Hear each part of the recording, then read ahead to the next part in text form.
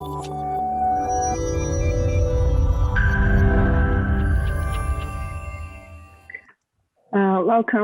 everyone, to the case study of the Virginia Waste Solutions Forum.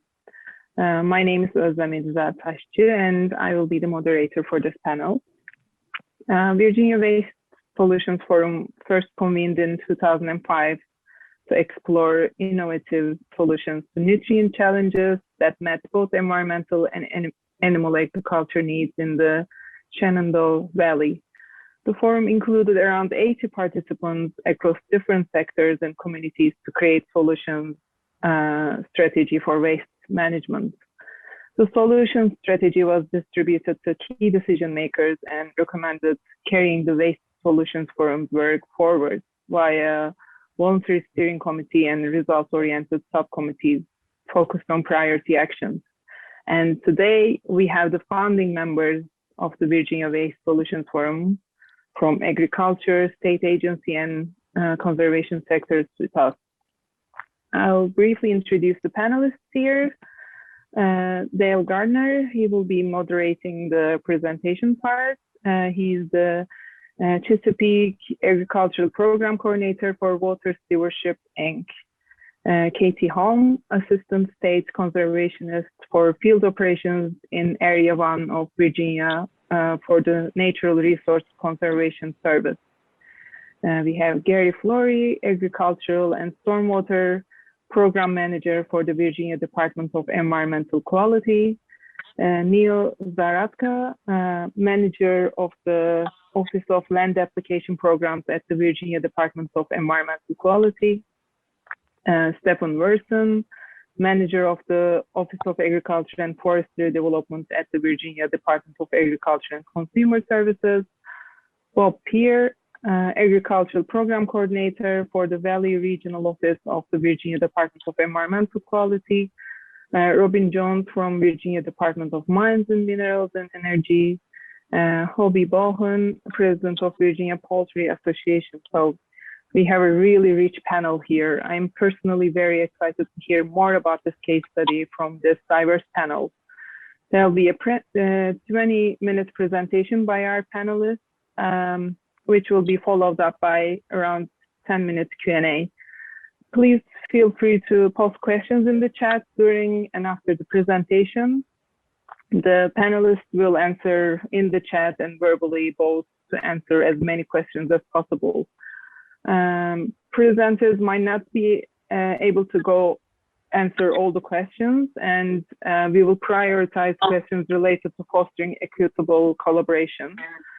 So at the end of the session, everyone will be sent to the main room and you can select a different breakout room for the round two. I just would like to repeat again, this is the breakout room for the Virginia Waste Solutions Forum. So without further ado, it's my pleasure to invite our panelists for their presentation. Thank you.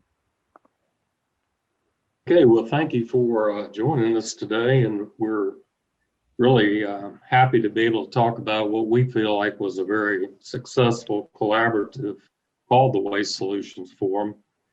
In early 2000, the Chesapeake Bay impairment and cleanup became a front and center discussion and in Virginia policy. TMDLs, phosphorus and nitrogen, and nutrient loss off ag land all became hot topics of discussion.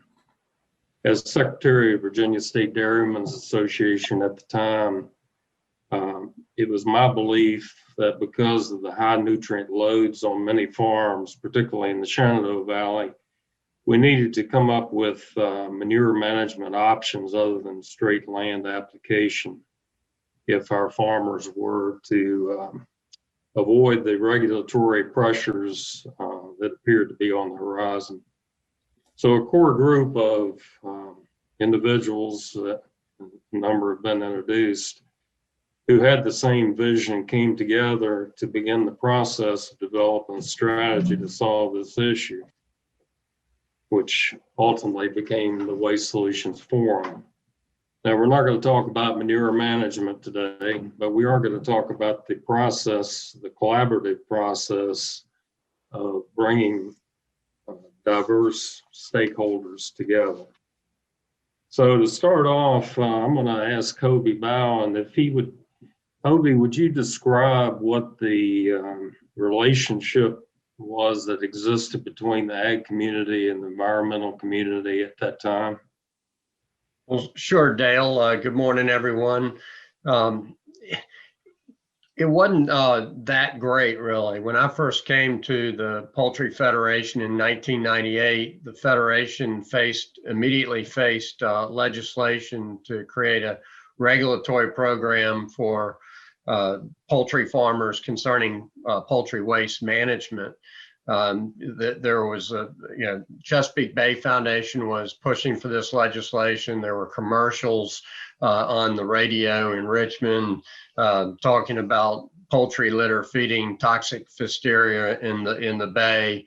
Call your legislators, ask them to support House Bill 1207. So it's kind of a toxic environment in the years leading up to the Waste Solutions Forum. Sometime, I guess it was around 2004, Virginia Poultry Federation was asked to get involved with the Waste Solution Forum. And while we might have had some skepticism about what could be achieved, we felt it was an effort with which we should be involved. It seemed like the participants could discuss ideas from varying perspectives in a non-threatening environment of trust. And that is really what played out. Constructive relationships were forged and strengthened. And so I think it even extended to the political and regulatory environment after the Waste Solutions Forum. There was a lot of collaboration on supporting cost share for ag BMPs, things like that. So I think the forum set an example for and had, at least for a time, a positive impact on the possibility of ag and environment working together for positive solutions rather than always drawing swords. Thought it was very worthwhile. Thank you, Hobey. Gary, talk a little bit about the regulatory environment at the time and why you feel the creation of the Waste Solutions Forum was important to your agency as well as producers.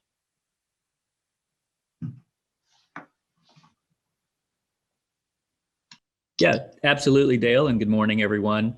As Hobey had mentioned, there was a new regulatory framework that had come into place shortly before that, and it really created an environment of distrust. Suddenly, the Department of Environmental Quality was regulating a lot more of the agricultural community than we had in the past, and so there was this immediate thought that the DEQ was going to be heavy-handed, and we were going to approach our new regulatory permittees in a way that was going to be unfair. And so it was really a challenge at that point to start creating relationships and building trust within the agricultural community.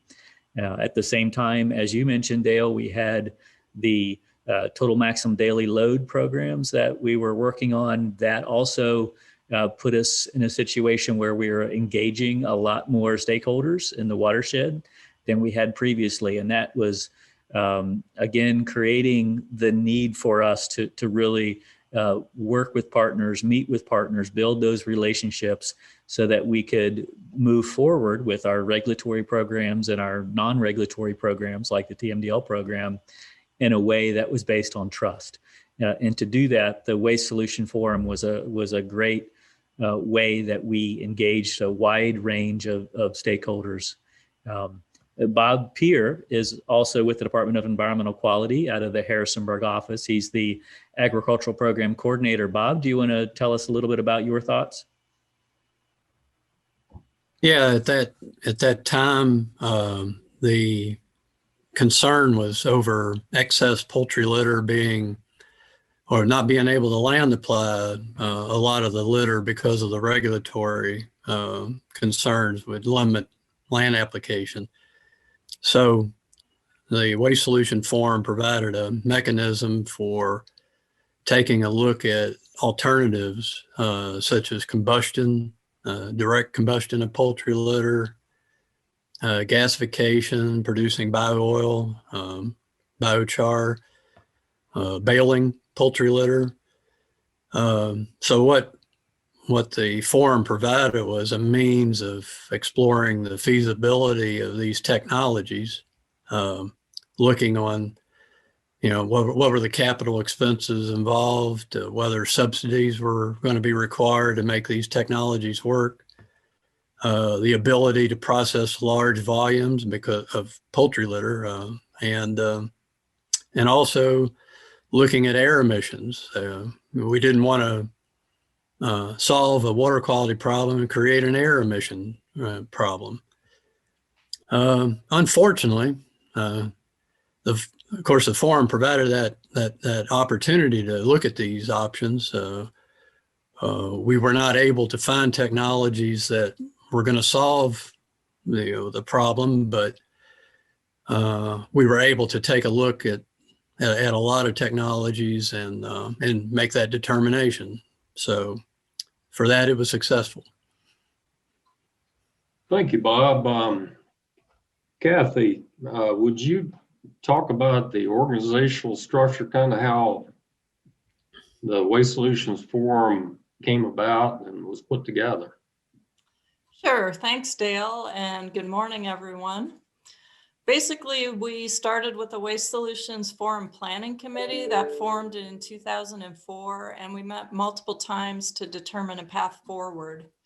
Our purpose was to gather the right people to come up with innovative solutions to agricultural waste-related issues that would work in the Shenandoah Valley, but also across Virginia. The planning committee decided to organize a professionally facilitated 2-day forum that took place ultimately at the Hotel Roanoke in 2005. And once the forum concept was decided on, the committee undertook a lot of detailed preparation prior to that event. We raised funds to offset forum costs. We put together a briefing packet on background issues related to agricultural waste, water quality, waste to energy, nutrient management, just to name a few of the issues. They were put together and they were shared with forum participants prior to the actual event. So the structure for the Roanoke Forum was planned so it would result in an action plan basically after that was completed. I just wanted to mention that a key part of this process was hiring the Institute for Engagement and Negotiation to help shape these forum outcomes. They worked with us, in the planning committee in advance, and also they ran key parts of the Roanoke Forum itself. And they basically helped us get to where we needed to be, and we honestly wouldn't have been able to do it without them. The committee, again, as I mentioned, wanted an outcomes-based forum that would produce a roadmap or action plan that Waste Solutions Forum members could coalesce around and then pursue after that Roanoke Forum was completed. A structure for helping shape the action plan by forum participants was decided on by the planning committee. So we decided on 4 main categories for strategic planning around ag waste related issues, and they were pilot projects, policy, education, and research. The planning committee thought that these were the key issues where we could work together to solve the issues that were confronting us, and that Waste Solutions Forum members would work at and contribute to whatever category their expertise was in. So the forum itself took place April 28th and 29th, 2005 at the Hotel Roanoke. And as mentioned before, it included about 80 stakeholders from Virginia and across the region who participated for 2 days. IEN helped forum participants brainstorm key items in each of those 4 categories that I mentioned previously. Then over 2 days, we winnowed down priorities and second-tier priorities in each category. At the end of the forum, people could sign up for what categories they wanted to work on going forward, and committees were formed and then who moved forward independently to accomplish those priorities. The results of the forum were put together into an action plan that was a living document that we could use. I can't emphasize enough that The key part of this process was inviting the right people with the right intent to the Roanoke Forum and to be members of Waste Solutions Forum. We wanted people who were genuinely committed to solving ag waste related issues together. We didn't all agree on how to go about solutions in the same way, but we were all willing to compromise to come up with the best solutions we could move forward on. So over the years, we tried a variety of things in these 4 categories. Some worked well and some didn't work so well. And I know Dale is also going to bring it around to outcomes. So Dale, I'll turn it back to you. Yeah, thank you, Kathy. Stephen Versen, would you talk a little bit about what you felt like were some positive outcomes of this collaborative effort? Yeah, sure.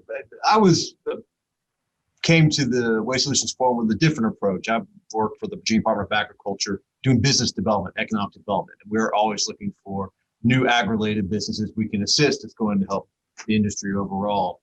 And there's a lot of interest in manure to energy projects. And so going to these events and meeting with all the regulators, all the members of industry, all the experts in this area did so much to educate me and my colleagues about this new industry. And in addition to learning a lot about manure to energy, one of the biggest outcomes that's served me really well all the years since is the relationships that I was able to build with everyone in the environmental community, university, industry, regulatory. All these partners have been, I've used those relationships again and again to help the businesses I'm serving now, as well as whether it be related to manure to energy or not. So that was an important outcome for me and my involvement. Thank you, Stephen. Robin Jones, ask you the same question. Do you think the Waste Solutions Forum model could work for other groups, including government agencies? Hi, this is Robin. I do. Thank you for the question, Dale. But I really wanted to point out what I think are the major discoveries, at least for me, in this process, in this collaborative process. Now, I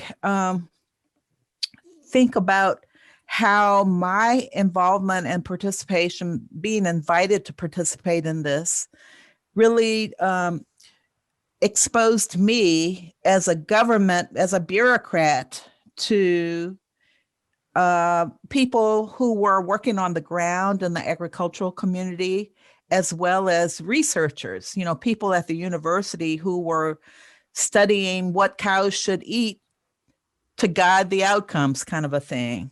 I'm with the Department of Mines, Minerals, and Energy. And so my purview is energy versus some of the other presenters have said they represent agriculture or environment.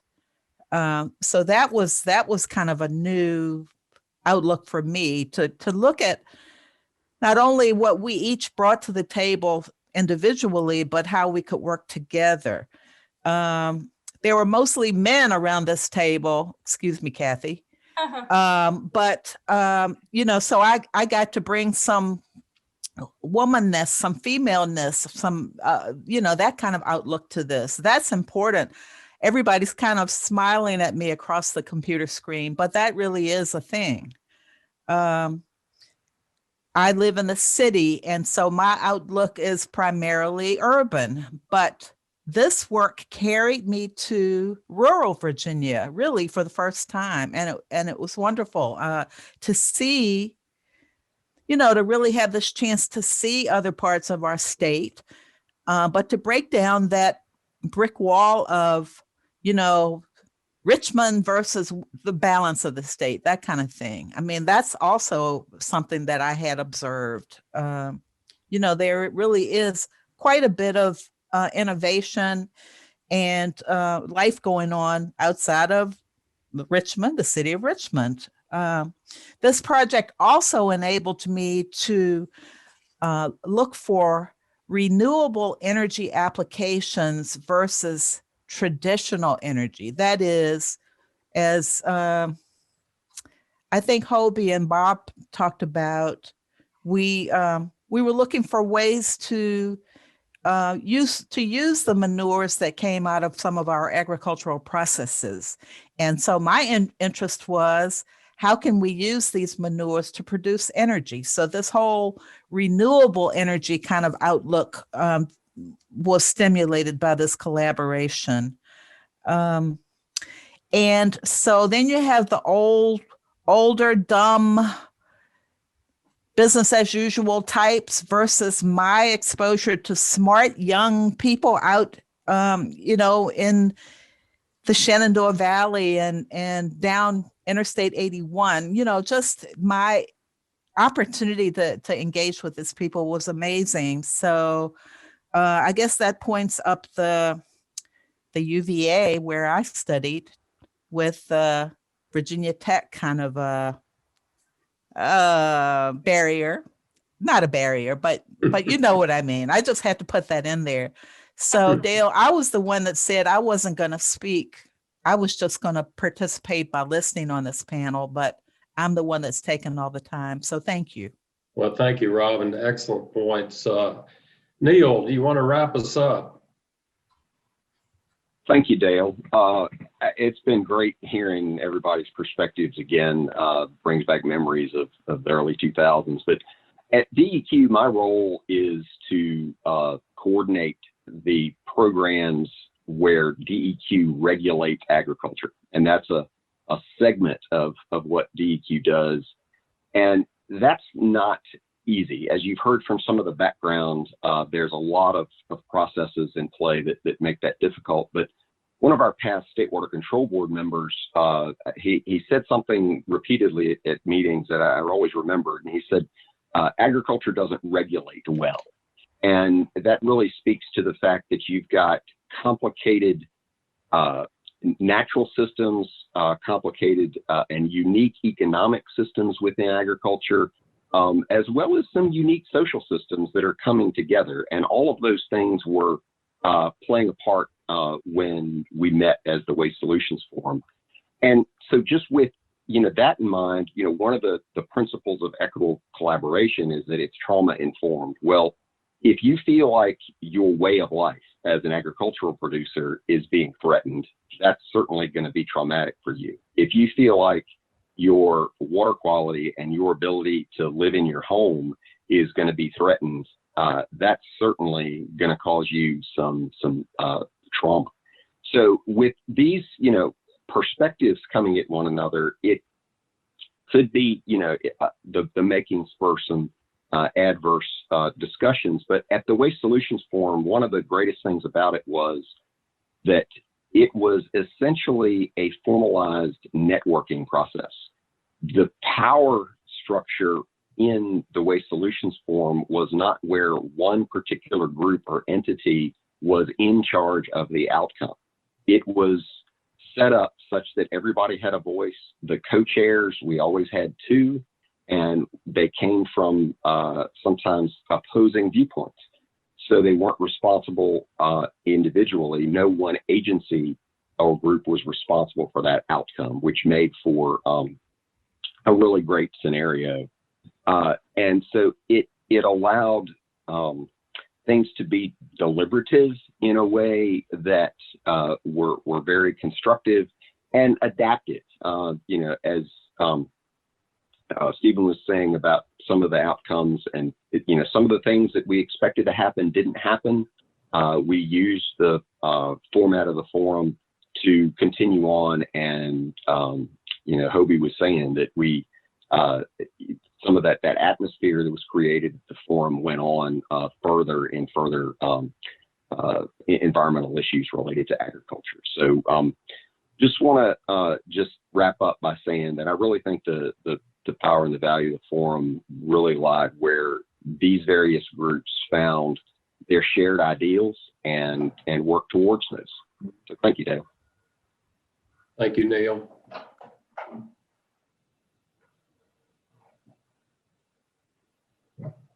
Do we want to go to the moderator for questions or? Okay. So yeah, thank you very much for this insightful conversation. Now, please keep posting your questions in the chat. As I said in the beginning, we might not be able to go through all the questions.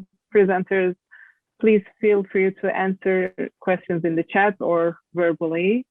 And I will also post some questions in the chat that we are willing you to contribute. And we have one question here, maybe just start with that.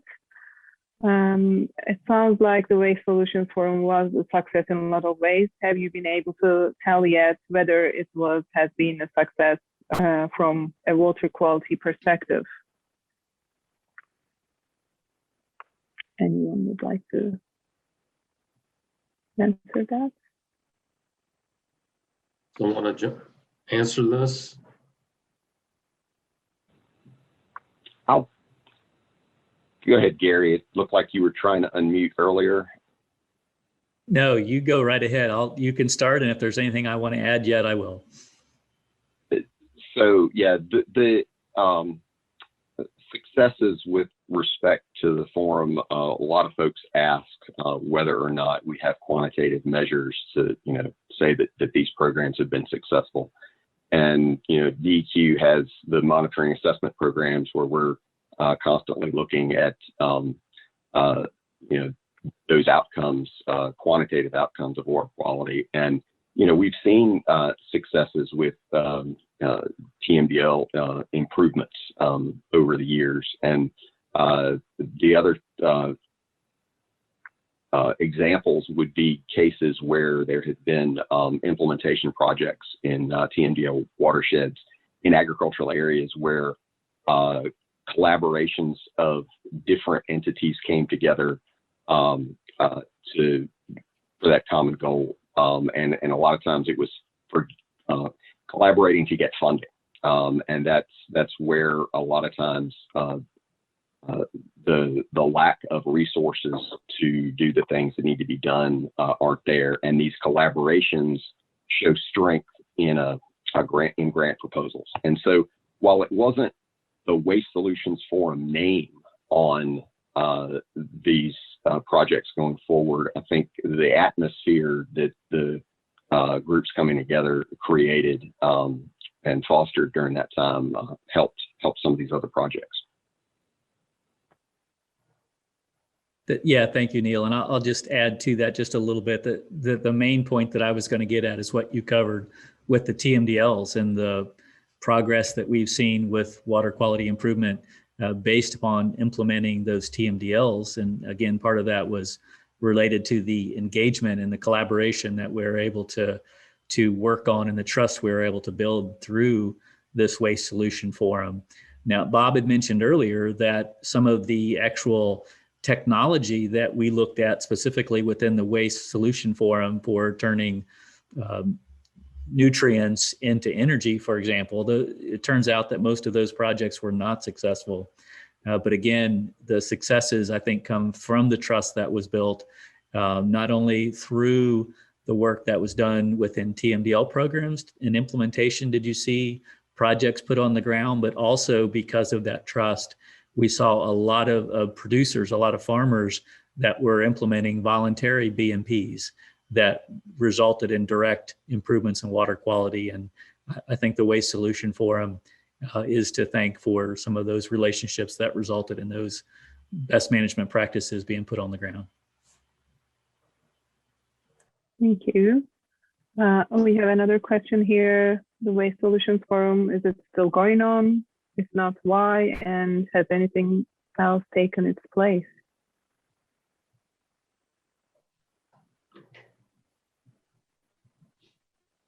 Is it still active?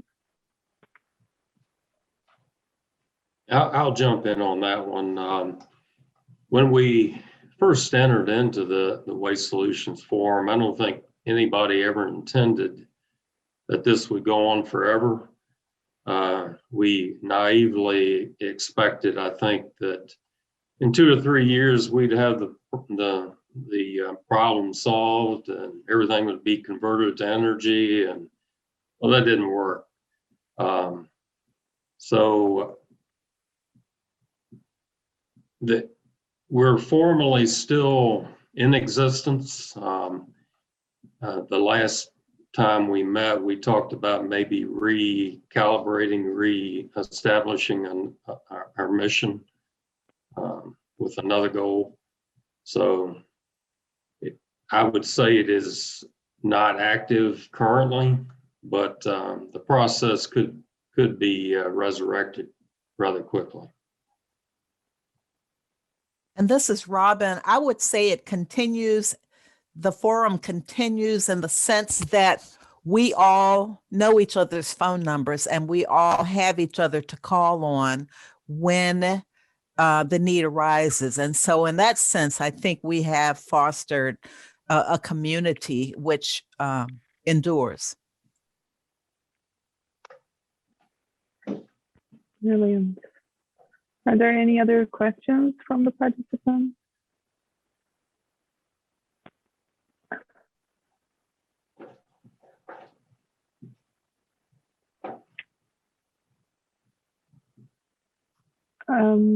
Well, there's a question here. For Mr. James, this is Stephen Versen. This is one of the types of inquiries that we worked a lot with, people with great technologies and looking how to get those technologies applied in the real world. What's possible from an economic standpoint, what would be acceptable to industry, what would work from an environmental regulatory standpoint. Mm-hmm. I mean, these are the key questions that come up to these types of solutions. And because of my relationship and work with all these folks over the years, we're in a good position to answer them. So what I would tell is I'll reach out to Mr. James directly and learn a little bit more about what he's doing, and then coordinate with everyone here as needed to support this as it moves forward. Okay, brilliant. I think we have 2 more minutes left. If any of the speakers want to add anything up to this conversation, please welcome to do so. And thank you for the great panel. I asked the participants to show your appreciation to the presenters. It was really an interesting and insightful panel. Everyone will be sent to the main room, and you can select a different room for the round 2 once the panel is over. If anyone wants to add anything onto the conversation. This is Kathy. I just wanted to add one thing. One of the key forum planning officials, like members that isn't here today, is Virginia Tech. And I just wanted to do a shout out to Virginia Tech because a lot of the key research projects that came out of this and pilot projects and some of the major grants that we originally got as a forum put together were the result of, like Catherine Knowlton, who worked in dairy science, and Eric Benfeld, some of the extension agents. So anyway, I just noticed that, you know, obviously we weren't able to get everyone who was a founding member on Waste Solutions Forum, but I just wanted to mention that Virginia Tech also played a key role in the success of the forum. Mm-hmm. And I might also add Ann Jennings, who's with the administration currently, and also Susie Friedman, who was with Environmental Defense, still is, I guess. They were also instrumental in pulling this together.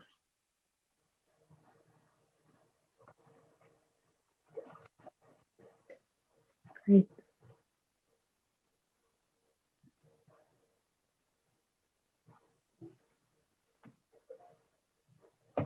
Okay, if there's nothing else, I'll see the presenters in the next round, and participants can select a different breakout room from the main room. Thank you all. Thank you. Yeah.